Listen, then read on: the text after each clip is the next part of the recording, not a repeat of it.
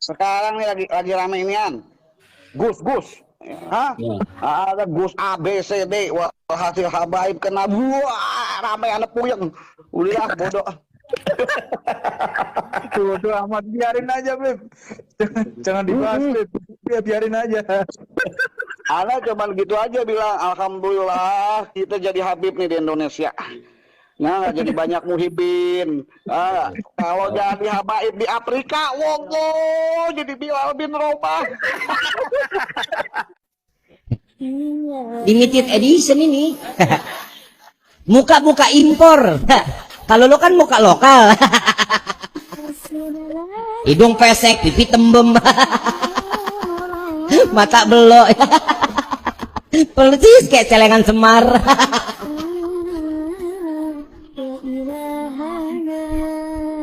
Terusin nggak? Yang mana nih? Celengan Semar. Belajar sama satu Habib, sama ukurannya belajar dengan 70 kiai. Betul nggak, Habib? Satu Habib, walaupun Habibnya jahlun, maksudnya bodoh kata Iwan, itu ukurannya perbandingannya amat 70 kiai yang alim.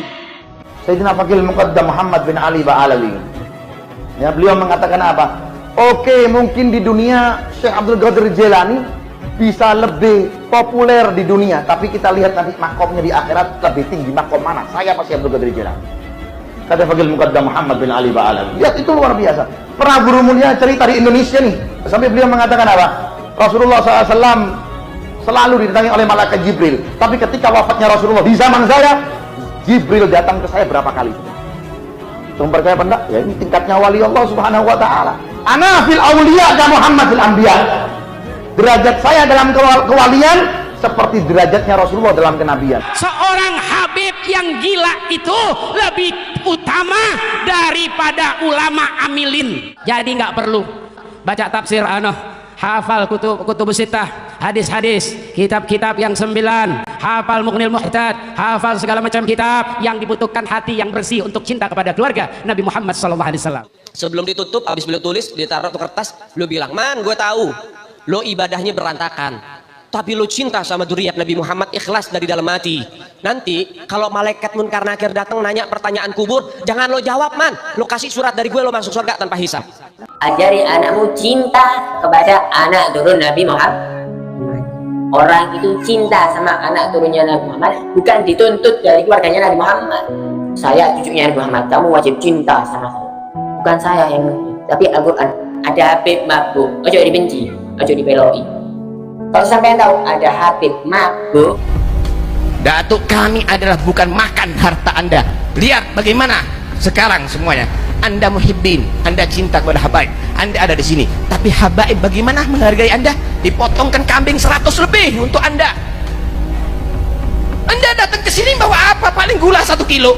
Tahukah Anda Sayyidina Husin datuk kami disembelih? Sayyidina Husin datuk kami, Sayyidina Husin datuk kami, Sayyidina Husin datuk kami, Sayyidina Husin datuk kami. Ashraf Al-Ula datang ke Nusantara bukan karena lari, memang sengaja datang untuk berdakwah dan membangun peradaban. Nah, Al-Ashraf Tania, alasannya ini pengungsi, tak jiru, pengungsi, usir, mereka mengungsi. Ini Al-Ashraf Tania ini mengungsi, mempertahankan nama famnya, bangsa As-Saqaf, Al-Attas, Al-Aidid, Al-Aqil, Syihab, Al-Ashraf Hasaniyah, pengungsi, pengungsi, lari dari orang-orang Wahabi, ditolong oleh orang-orang Nusantara, orang Jawa ditolong.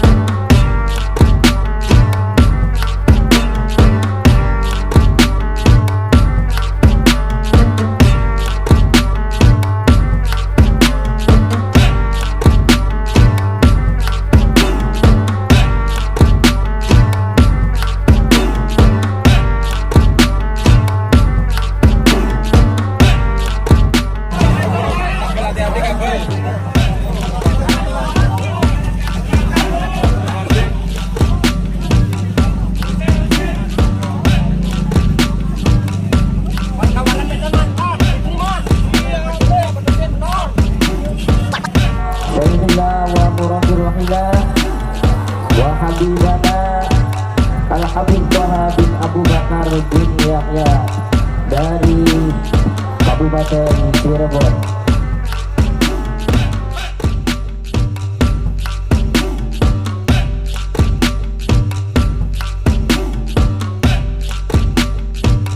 Al-Habib Thaha bin Abu Bakar bin Yahya dari Kabupaten Cirebon. Kepadanya dengan segala hormat, waktu dan tempat kami persilahkan. Allahumma shalli ala Nabi Muhammad.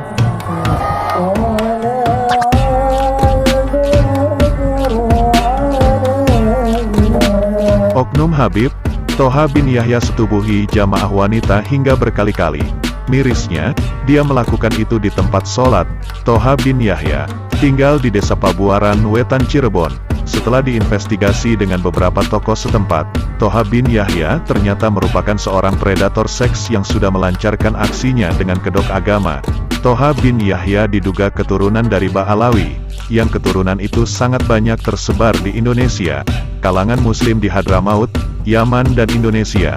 Kata Ba'alawi adalah sebuah istilah untuk para Sayyid, dari keturunan Sayyid Alwi bin Ubaidillah, bin Ahmad, bin Isa, bin Muhammad, bin Ali Al-Uraidi, bin Jafar As-Sadiq, bin Muhammad Al-Bagir, bin Ali Zainal Abidin, bin Hussein, bin Ali bin Abu Thalib, bin Fatimah binti Rasulullah Muhammad.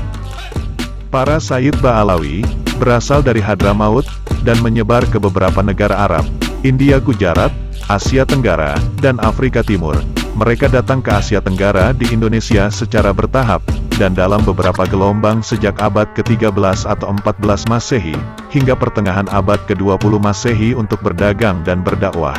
Namun putusnya nasab Ba'alawi di Indonesia dengan rentang ratusan tahun, menjadikan hal itu sangat renta mengaburkan sejarah nasab dengan cara membegal nasab yang bukan dari garis keturunannya.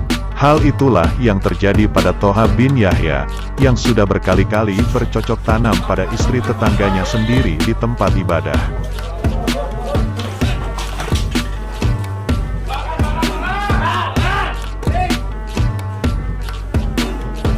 Dari putusnya nasab oknum yang mengaku Habib, peluang itulah yang dimanfaatkan mereka, dengan cara mendoktrin para jamaah. Wajib cinta Habib, wajib patuh pada Habib, wajib mengikuti kemauan Habib. Kalau tidak mau mengikuti kemauannya, bahkan tidak tunduk pada dirinya, maka mereka akan masuk neraka. Sebodoh-bodohnya dan sebejat-bejatnya satu Habib, lebih utama dari 70 ulama Indonesia soleh yang berilmu luas. Seolah-olah Habib bebas melakukan apapun mengikuti hawa nafsunya, dan pasti masuk surga jika menjadi budak Habib palsu. Apakah itu definisi dari cucu Nabi? Sama ukurannya belajar dengan 70 kiai. Betul nggak, Habib? Satu Habib, walaupun Habibnya jahlun, maksudnya bodoh kata Iwan, itu ukurannya perbandingannya amat 70 kiai yang alim. Cinta kepada Habib, cinta kepada Habib ini adalah fardu. Ingat, fardu, bukan sunnah. Seorang Habib yang gila itu lebih utama daripada ulama amilin. Jadi nggak perlu baca tafsir hafal kutub sittah, hadis-hadis, kitab-kitab yang 9, hafal Mughnil Muhtad, hafal segala macam kitab yang dibutuhkan hati yang bersih untuk cinta kepada keluarga Nabi Muhammad SAW. Tapi seorang Habib yang gila lebih utama. Kenapa demikian? Karena Habib mulia bukan karena ilmunya, Habib mulia bukan karena kerjanya, Habib mulia karena di diri Habib tersebut ada dam darah baginda Nabi Muhammad SAW. Sebelum ditutup, habis beliau tulis, ditaruh ke kertas, beliau bilang, "Man, gue tahu lo ibadahnya berantakan, tapi lo cinta sama dzurriyyat Nabi Muhammad ikhlas dari dalam hati. Nanti kalau malaikat munkar nakir datang nanya pertanyaan kubur, jangan lo jawab, man. Lo kasih surat dari gue, lo masuk surga tanpa hisab." Bisa dibayangkan, begitu bodohnya orang yang mengikuti makhluk macam itu. Begitulah doktrin yang selalu disebarkan dan digembor-gemborkan pada masyarakat yang ber-IQ rendah. Tidak hanya itu, para oknum yang mengaku Habib juga sering mengumpulkan massa. Disitulah mereka mengagung-agungkan dirinya, dan bercerita tahayul agar masyarakat percaya bahwa dia adalah orang yang sakti mengalahkan Nabi Muhammad sendiri. Apakah SDM Indonesia seperti itu? Hormatnya pada Habib palsu mengalahkan akal sehatnya. Itulah tanda-tanda orang yang tersesat. yang dibenci Allah dan Rasul-Nya. Manusia dilengkapi akal dan kecerdasan oleh Allah. Bukankah Allah melarang kita menjadi orang yang bodoh? Sebetulnya sangat mudah untuk melihat oknum ini tidak beres. Ilmu Al-Quran dan hadis mereka sangatlah dangkal. Bahkan ilmu para ulama NU Indonesia jauh lebih kaya dari mereka. Untuk menutupi kedangkalan ilmu mereka, mereka tidak pernah berani tanya jawab soal Al-Quran dan hadis. Mereka tidak paham soal ilmu tafsir Al-Quran, karena memang pengetahuan ilmu mereka sangat dangkal, sangat jauh jika dibandingkan dengan Gus Baha, salah satu ulama Indonesia yang berwawasan luas, yang juga dibekali dengan landasan Al-Quran dan hadis, yang keilmuan Al-Qurannya tidak hanya mewakili Indonesia, keilmuan Al-Quran Gus Baha juga diakui dunia internasional. Mengenai Habib palsu sendiri, sering mengumpulkan massa untuk berceramah, bukan untuk membahas ilmu agama karena memang mereka dangkal keilmuannya. Tujuan mereka hanya mendoktrin umat agar menjadi budaknya, bukan ceramah ilmu agama dari sumber Al-Quran dan hadis. Kalaupun mereka membawakan kutipan hadis dan Al-Quran, hanya kutipan yang menguntungkannya saja yang dia bawakan dengan cara memplesetkan bahkan membawakan hadis doif atau palsu.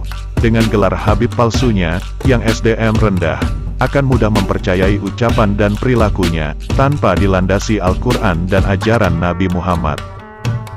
Hanya cerita dan pembodohan yang selalu digemborkan. Mirisnya di Indonesia, masih banyak saja pengikutnya yang menjadi budak oknum yang mengaku Habib. Padahal sudah barang tentu apa yang selalu ditekankan. Sangat terlihat jelas. Hanya satu tujuan mereka. Mereka hanya ingin menjunjung tinggi dirinya agar jadi raja di Indonesia, dengan budak-budak yang wajib mengikuti hawa nafsunya dan mencari cuan dengan kedok agama. Boro-boro menguasai ilmu agama, bahkan dari tokoh ulama lokal banyak yang mengatakan, bahwa mereka dangkal soal keilmuan agamanya. Mereka hanya pandai berkata-kata dan berbahasa Arab, namun ujungnya hanya ingin disembah para budak, yang termakan doktrin pembodohannya. Dengan kacaunya nasab yang telah terputus di Indonesia, bahkan tidak diakui oleh para tokoh sejarah dan tokoh ilmu agama di Indonesia, para ulama, dan tokoh sejarah nasional, mengangkat kasus para manusia yang mengaku cucu Nabi, yang kerap membuat kekacauan, menjelek-jelekan ulama NU Indonesia yang sudah tervalidasi keilmuannya sangat tinggi. Hanya dengan modal pengakuan cucu Nabi, mereka yang mengaku Habib dengan tegak kepala menjatuhkan para ulama NU Indonesia. Tujuan mereka hanya satu. Mereka hanya ingin para Habib palsu ini dianggap raja di Indonesia, dan mereka para budak yang termakan doktrin Habib KW ini, jadi budak nafsunya.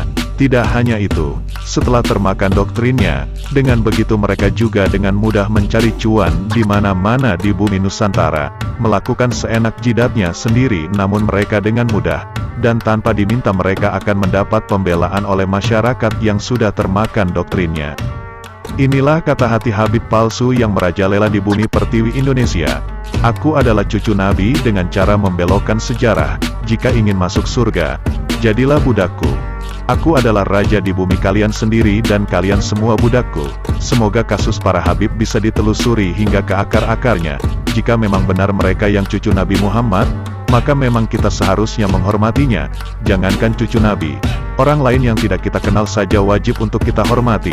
Kita tidak perlu mengikuti Habib. Justru seharusnya kita mengikuti Nabi Muhammad, bukan Habib. Habib seharusnya menyebarkan kebaikan dengan dasar hadis dan Al-Quran, bukan justru menghancurkan ajaran Al-Quran. Pada dasarnya, derajat semua manusia itu sama di sisi Allah. Yang membedakan hanyalah ketakwaannya. Kita adalah manusia yang diberi keistimewaan akal dan kecerdasan. Hargailah dirimu sendiri. Gunakanlah akalmu untuk menjadikanmu manusia yang terhormat dan bermoral.